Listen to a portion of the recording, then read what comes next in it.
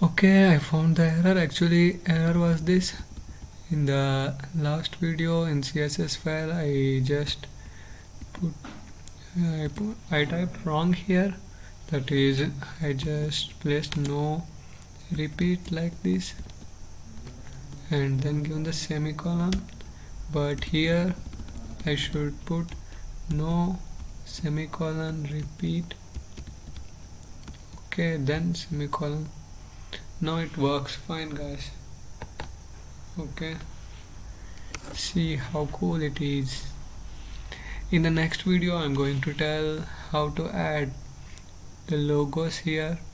Now it's just text, and in the future video I'm going to tell you how to add logos here with Bootstrap, with the help of Bootstrap. Okay, thank you guys.